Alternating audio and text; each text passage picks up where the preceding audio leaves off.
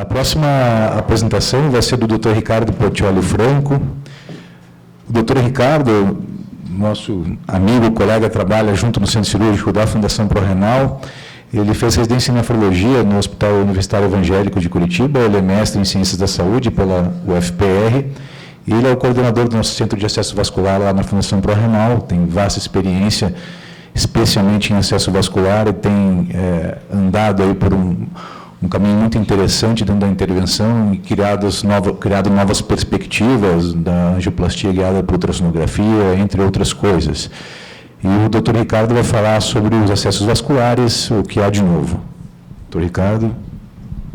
Obrigado. Bom, sempre bom falar do que a gente gosta, né? Fica fácil. E quero trazer para vocês um pouquinho do que há de novo. No final dessa palestra, todo mundo fica pensando, poxa, mas isso aí só fora do Brasil, é muito caro. Realmente tem coisas caras aqui, mas é importante a gente saber que esse é um campo que está crescendo cada vez mais e o nefrologista, como o Rodrigo mostrou ali, tem realmente campo para participar. Então, esses aqui são os meus conflitos de interesse.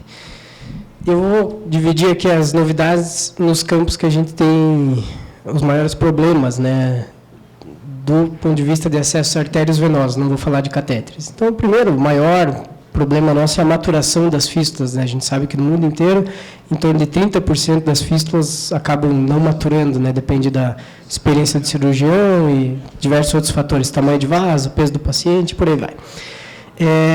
O que tem de novidade nessa área? Né? O que a gente sabe? Que o estresse hemodinâmico e uma pressão muito aumentada na região justa anastomótica, além de componentes inflamatórios, vão fazer estenose dessa região justa anastomótica em até 50% das fístulas, principalmente de punho, vão fazer um remodelamento intrínseco aqui, né, com hiperplasia intimal, e esse espessamento vai causar essa estenose aqui, que acaba impedindo aquela fístula de maturar, né? Ela não atinge o fluxo e o tamanho necessário para a diálise. Esse dispositivo aqui, o Vasquil, é um dispositivo até já antigo, acho que faz pelo menos uns 7 anos que tem, mas é agora que ele está indo, ele é um dispositivo europeu, não é americano, talvez seja um dos motivos.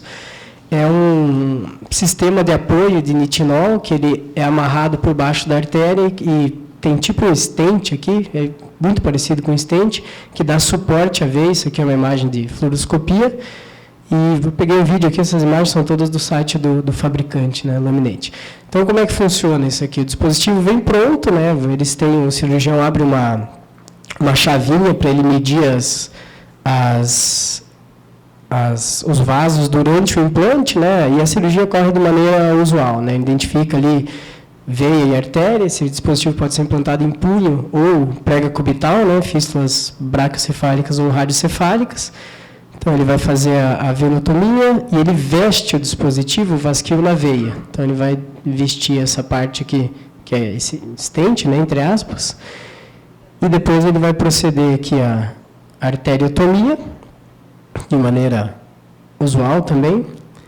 E essa parte aqui ela vai encaixar como anastomose também de maneira cirúrgica usual. E essa parte aqui vai encaixar como uma cela aqui na artéria, ela é amarrada aqui por baixo com um fio não absorvível. Então, né, já temos alguns resultados desse dispositivo, né? Então, aqui a chavinha, só para vocês verem como é que ele fica no braço do paciente, numa cirurgia. Isso aqui são estudos mistos aqui. E lembrem que isso aqui é usabilidade, né? Provavelmente, boa parte desses pacientes passou por angioplastia no meio do caminho para essas fístulas chegarem nessa porcentagem de uso e patência. Mas eu peguei os dois mais importantes aqui. Realmente, a taxa de maturação das fístulas quando usa esse dispositivo é alta, né? Veja aqui, 91%, fístulas dentro do braço, 89%. Isso aqui é bastante alto, né? Então, vejam aqui que a patência primária, que é aquela fístula que o tempo que ela fica livre de uma outra intervenção, geralmente angioplastia, fica em torno de 80% aqui em 6 meses, e a patência secundária, que é aquelas fístulas que precisaram de angioplastia, trombectomia, passa dos 90% em 6 meses, o que é um número bastante bom. E esse aqui é um estudo americano, piloto. Vejam aqui que os números também são bem altos, né? Patência secundária, 140 pacientes aqui, bastante alta, num segmento longo, aqui dá 2 anos, né? Um pouquinho mais de 2 anos. Aqui 80% das fístulas ainda estão pérvias. É bastante parecido com os números que nós temos das angioplastias, tá? Não desde a confecção da fístula. Então, são números realmente bons, parece que isso aqui pode ajudar. A grande pergunta é assim, né? Esse é um estudo aqui de Joinville, bem recente, né? A Claudete é enfermeira do centro cirúrgico, o Ademar e Alexandre são cirurgiões. Experientes, têm uma taxa de sucesso de 77,9% de maturação e, em geral, esses pacientes não conseguem angioplastia, são pacientes do SUS. Então, não sabemos ainda quanto de diferença que isso vai dar se você tem um cirurgião realmente experiente que já tem um bom resultado. Talvez ele dê uma ajuda ali para o pessoal que está na curva de aprendizado e provavelmente também não vai ser barato, né? Do ponto de vista de maturação, que nós podemos fazer depois que a fístula foi criada e não maturou. Esse aqui é um estudo brasileiro.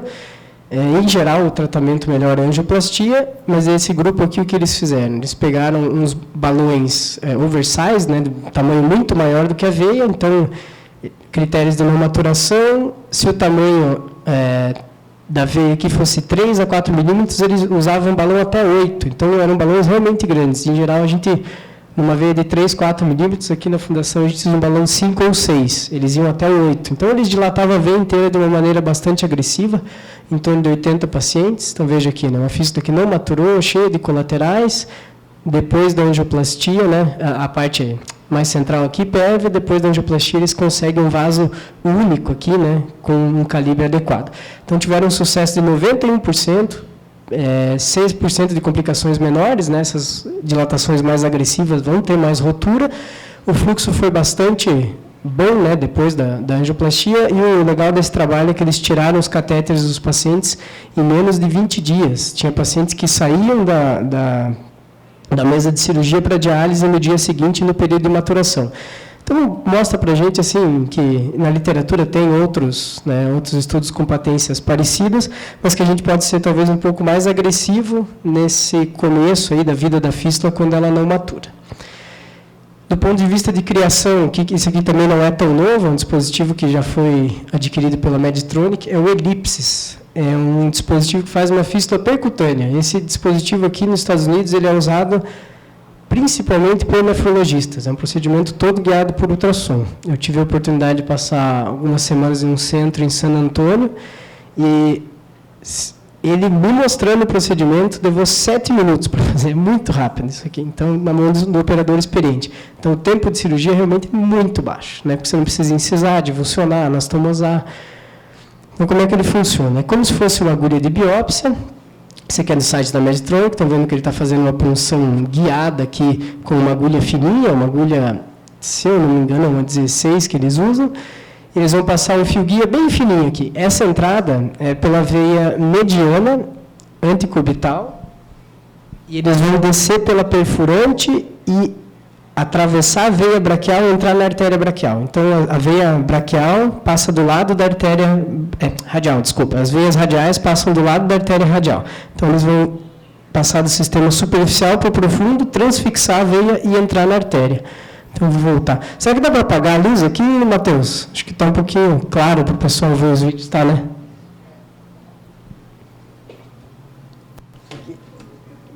Não vão dormir. Melhorou? Então vamos lá. Então, aqui a punção, né, com a agulha fora de plano e a veia no eixo curto. Vocês vejam que ele vai bem devagarzinho, né? Geralmente o braço garroteado, e lá onde eu vi era o nefrologista mesmo que fazia o bloqueio aqui, supraclavicular, para anestesia. Então, ele vai avançando essa agulha aqui bem devagarzinho pela veia perfurante, e a ideia dele é chegar aqui nessa veia braquial, radial, bem na transição, e ele vai transfixar e vai entrar na artéria radial proximal, logo depois da bifurcação da artéria braquial e radial ulnar. Então, aqui está a artéria. Então, aqui ele entrou no sistema profundo e ele vai abordar a artéria agora aqui com essa agulha.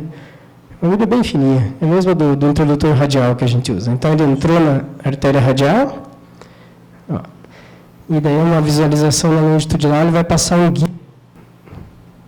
Aí. Um guia 0,35 aqui. Então, ele... Será que eu... Tá. Então, o dispositivo, tem que voltar aqui. Ele é como se fosse uma agulha de biópsia, ele é longo e ele tem essa chanfradura aqui, ó. Então, ele vai passar o guia, vai passar o introdutor, vai passar um guia mais longo, vai tirar o introdutor e esse dispositivo, essa agulha, ele vai passar pelo guia e essa chanfradura que vocês estão vendo é a mesma da primeira imagem. Ela está dentro da artéria radial e ele vai tracionar. Então, isso aqui vai agir como um anzol, entre aspas, vai pescar a parede interna da artéria radial proximal e ele vai clampear. Então, o que ele vai fazer na prática? Ele vai trazer a parede da veia perfurante colada na artéria radial proximal. E dele aciona esse gerador, que vai aqui, né, energia térmica, essas bolinhas aqui, é porque realmente esquenta o tecido ali, e vai fazer uma anastomose 100% controlada, né, até dois acionamentos. Então, vejam o dispositivo aqui, como é que ele é. Então, ele vai puxando, ele faz através do introdutor, né, acho que ele tira só depois. E aqui, com o Doppler colorido, tem um fio guia passado da veia para a artéria, a gente já começa a ver que tem um pouquinho de fluxo. Sempre é feita uma angioplastia primária desse procedimento, então ele entra com um balãozinho pequeno, um balãozinho 5, e dilata aquela anastomose. Não é infrequente precisar de uma segunda angioplastia, mas veja aqui, esse aqui é pós-operatório imediato, tá? Esse aqui já é fluxo de fístula, as que eu vi lá já saíram com fluxo de 500, 600, 700, então assim, eles têm um viés aí comercial, né? 460 de fluxo, mas eles fazem muito dessa fístula lá, sabe? Eles preferem trazer o paciente para o centro ambulatorial deles e o nefrologista fazer essa fístula do que mandar ele para a fístula cirúrgica, a não ser que seja punho. Tem outros dispositivos também. Esses aqui são os estudos, né, um centro só na Alemanha, resumindo para vocês, ela tem a mesma patência do que uma fístula convencional. O que eles notam lá, que são fístulas que ficam com fluxo mais baixo, fazem menos aneurisma, menos roubo, mas elas ainda assim precisam de angioplastia. Não tem estudos a longo prazo dizendo que elas são melhores que as fístulas cirúrgicas. Elas são parecidas, provavelmente, com as fístulas cirúrgicas, né? Então, provavelmente, no próximo guideline, a gente vai ter já um local aí da indicação dessas fístulas. Para manutenção do acesso vascular primordial, isso aqui já não é tão novo também, é o uso dos balões farmacológicos, né? Muitos cirurgiões aí consideram a primeira linha. O que é o balão farmacológico? É um balão que ele tem na parede dele ali paclitaxel em geral, tem um antiproliferativo, tem balões com sirolimus também. E o problema da angioplastia de fístula é que você faz uma vez e a chance de você precisar fazer de novo em 6 meses é em torno de 50%.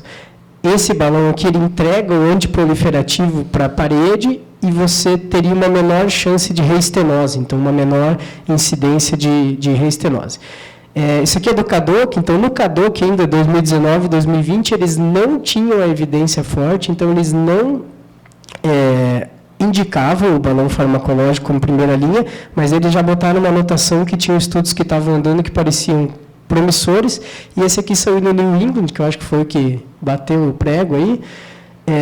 As fístulas que foram tratadas com o balão com paclitaxel tiveram uma patência primária da lesão-alvo, isso aqui é um viés, de 82% em 6 meses, e as que foram tratadas com balão convencional, 59%. Lesão-alvo em fístula é um pouco controverso, por quê? Tem muita fístula que você trata aquela lesão, ela volta 6 meses depois com outra. Então, assim, aqui eles só olharam para a lesão-alvo, mas, assim, a maioria dos especialistas, né, principalmente fora do Brasil, nos Estados Unidos não tanto, porque os centros são ambulatoriais, eles não conseguem esse balão aqui. Mas na Europa, muitos consideram primeira linha. Esse aqui é outro dispositivo que visa tentar reduzir essa recidiva e tentar preparar melhor o vaso, o flex. Ele ainda não tem estudos, está rolando os estudos dele ainda.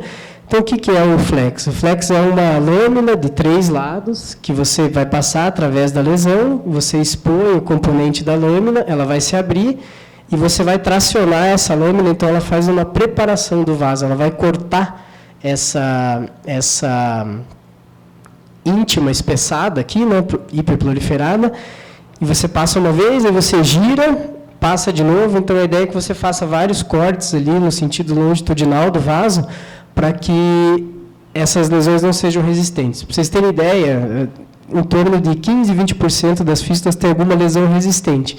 É impressionante, você abre um balão ali em 27 atm, 30 atm, o troço não abre, você tira o balão, ele sai marcado, assim, sai com uma cintura. Então, tem lesões que são muito duras.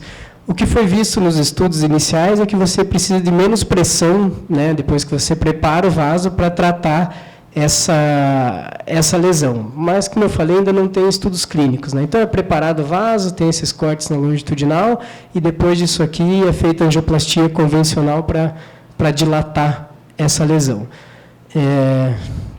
Eu já vi alguns relatos de casos do pessoal usando para lesões resistentes, e, assim, relato de caso, né, de caso difícil, tudo vale. Então, parece que é um dispositivo promissor para casos difíceis, né?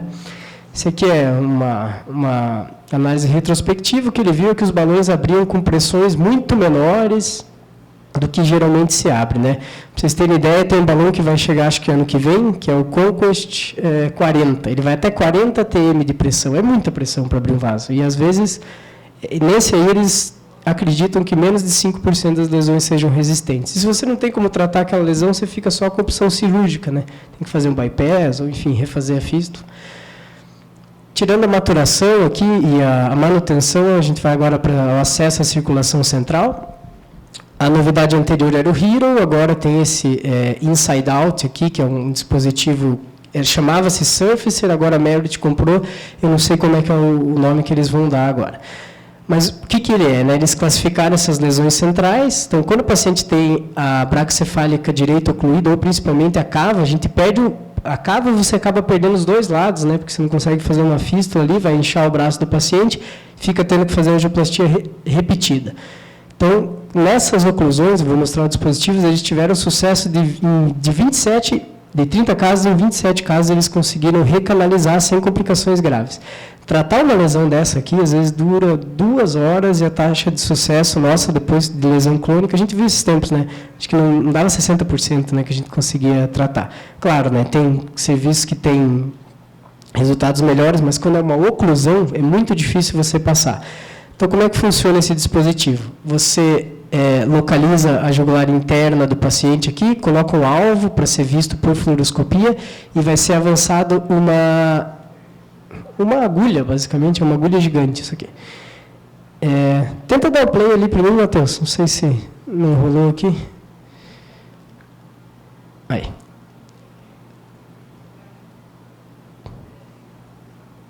Então, ó, ele localizou a veia jugular externa do paciente. Dá um pause lá só para explicar para eles. Então, o que acontece? Você entra por acesso femoral, passa uma bainha longa que vai até o átrio direito, passa o dispositivo, e o dispositivo na ponta, ele é uma agulha mesmo, assim. Então, você vai atravessar essa agulha, aqui está a bainha, através da oclusão, vai subindo reto, e aqui, quando você atinge o alvo, pode dar o play lá, Matheus, por favor, ele tem um gatilho que vai fazer sair, você alinha aqui esse buraquinho da agulha, e a hora que você aciona esse gatilho, ele sai essa agulha angulada, e você passa um fio guia que tem uma ponta bem afiada, então você fura de dentro da veia para a pele, tá?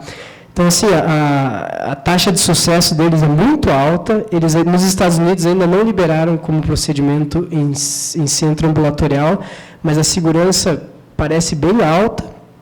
E depois que você está com o guia passado aqui, você pode angioplastar, fazer o que você quiser.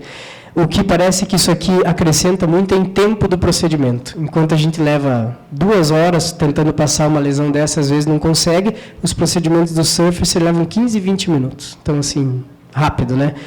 E se você combinar isso com o Hero, né, que é aquele acesso híbrido de catéter com prótese, que é para quem tem realmente oclusão, falência de acesso, eles colocaram aqui 3 casos, né? Os 3 casos eles usaram o Surface e mais o Hero. Então, eles tiraram um paciente de falência de acesso, com 100% de sucesso aqui, 18 meses de patência, para um paciente com um acesso arteriovenoso no membro superior. Então, realmente bom, né?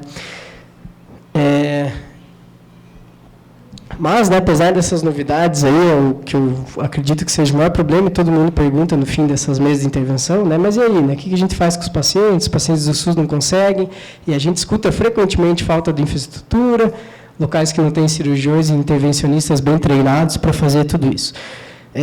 Eu acho que tem que começar pelo básico, né, como o Rodrigo falou. Implante de catéter tunelizado é uma coisa que pode ser feita, né, com bastante segurança, com ultrassonografia. né, lá na Renal Vida, eles fazem sem fluoroscopia, com uma taxa bastante alta de sucesso, e como o Rodrigo falou, as angioplastias guiadas por ultrassom. Só de você não ter que ter uma sala com fluoroscopia, você já corta um caminho enorme, né? E, sinceramente, do ombro para baixo, ali, 90% das lesões pode ser tratada. Então, lá, a gente acaba nem usando fluoroscopia, né, na maioria dos nossos casos. Então, né, dá para fazer isso fora da fundação. Na fundação, a nossa casuística é de 400 e poucos casos já de angioplastia guiada por ultrassom, taxa de sucesso 90% e complicação muito baixa. E a Renal Vida, lá em Blumenau, Itajaí, implantou um serviço parecido, então agora está sendo feita essas angioplastias em regime ambulatorial, já tem 30 e poucos casos, a maioria disfunção por baixo fluxo e falência de maturação. Então, são fístulas que não iam ser usadas, né? Então, a gente consegue levar elas para uso. E por que fazer tudo isso, né? Montar um esquema desse, igual nós temos lá? Vigilância das fístulas, fazer ultrassom trimestral, quadrimestral, nas fístulas que tiveram alguma disfunção, porque a gente diminui muito trombose, né? Então, isso aqui é da ProRenal, aqui, 2014, quando nós começamos a parte endovascular, até 2018, antes de ter essa vigilância às angioplastias, nós tínhamos quase 30% de trombose numa clínica. Depois que a gente começou a fazer esse programa de angioplastia pré-emptiva, as fístulas, assim, é muito difícil fazer trombólise dessas fístulas, elas não param mais. De 2014 a 2016, aqui eu fiz 50, 60 trombectomias. De 2016 até hoje, eu acho que eu não fiz 30. Então, assim, a trombose diminui muito mesmo. E é um pepino fístula trombosada, né? O paciente volta para o catéter quando... Então, tem vários jeitos de fazer, né? Tem muitas novidades, mas o fato é que a gente precisa de pessoas dedicadas aí, que se envolvam na intervenção, precisam treinar, e com pouco recurso, como o Rodrigo falou, só o ultrassom nós conseguimos resolver boa parte dos problemas aí. Obrigado.